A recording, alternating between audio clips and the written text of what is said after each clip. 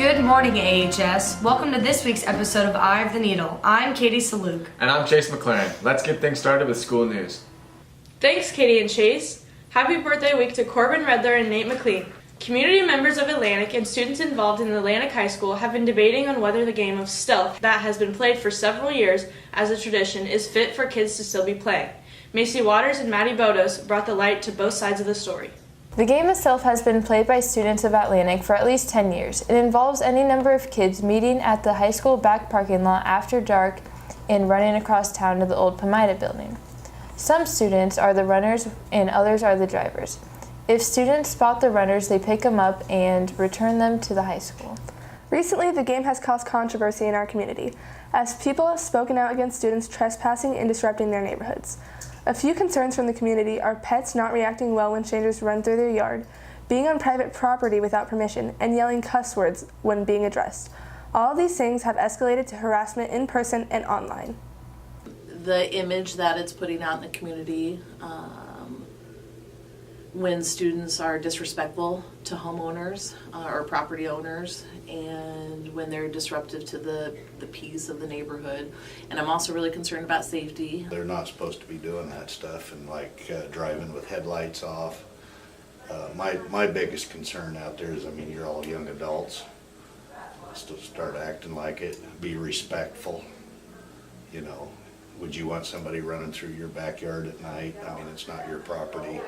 Compromising may be difficult to come about because some community members just want the game to be shut down while others don't mind it. The Atlantic Police Department is willing to compromise with the students by letting them use Sunnyside Park after hours.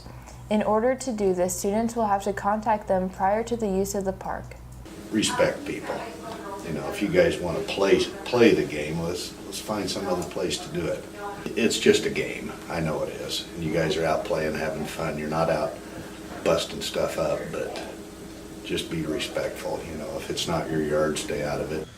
Oh, I suppose somewhat, but as long as they're not doing any damage or anything, I guess. I have people go through our yard all the time, I think.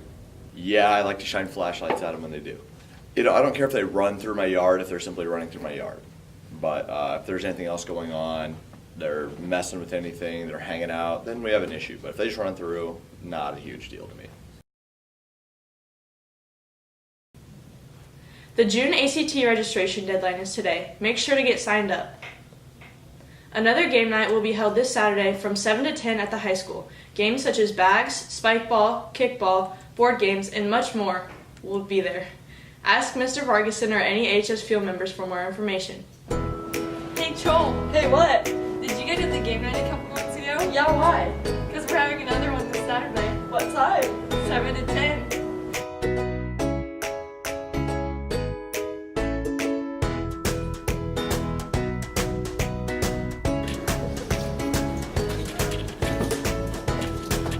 May the 4th be with you.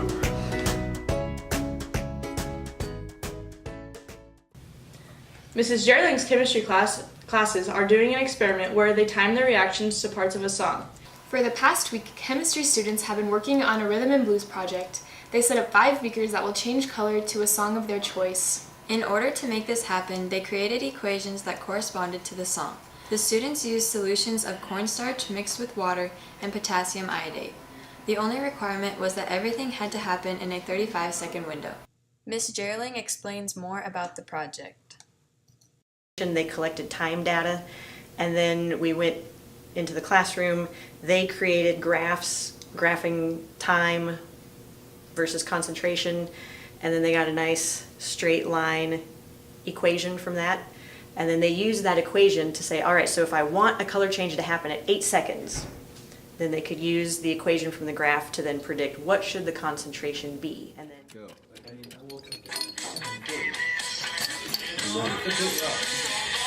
What?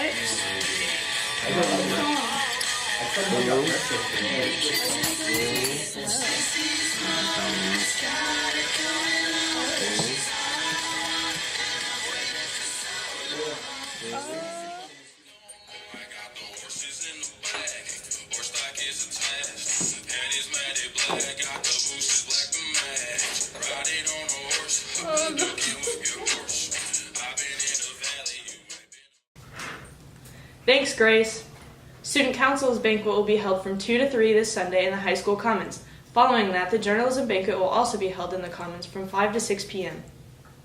Des Moines Register announced top Iowa schools as posted in U.S. News national rankings. AHS is at 34 in the state of Iowa and highest ranked high school in the H10 public schools. Harlan was the next closest ranking at 51. Now here's Katie with Fine Arts.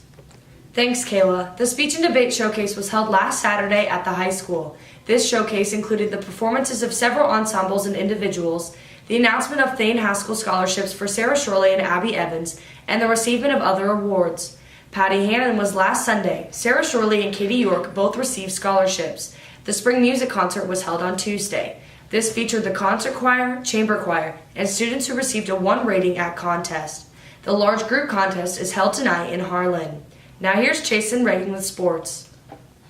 Thanks, Katie. Both boys and girls track teams ran an impressive home meet on Monday with the boys 4x800, breaking the school record and the girls 4x4 placing first overall. Both teams grabbed a win for the meet. The Hawkeye 10 meet was held yesterday and both teams had several conference champs, including Taylor McCready in the 3000, Tyler Moen in the 100-meter dash, the girls distance medley relay team, and many more. Congratulations to the boys for winning back-to-back conference titles and the girls for placing second. The boys golf team competed at home yesterday in the Trojan tournament. They grabbed the win shooting a 301. Congrats, boys. The girls, on the other hand, will compete today at home. Good luck. Official baseball practice started on Monday and the boys will scrimmage Red Oak on Saturday. Good luck. The softball team will begin practice next Monday in preparation for their first game against Missouri Valley on May 22nd. Now here's a video by Grace and Pluma. Hey AHS, how low can you go? Ow, my face. Alright, so time. Come on, come on.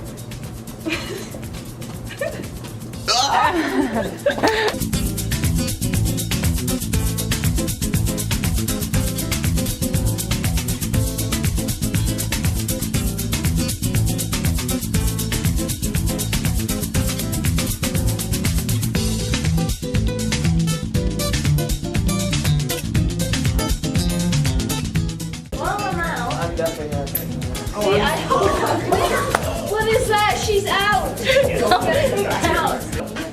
Okay, we'll see. You can do it. Ew, your legs are big. Alright. You gotta get lower. Oh, you're almost. I can't do it. I can't do it. There's no way. That hurt.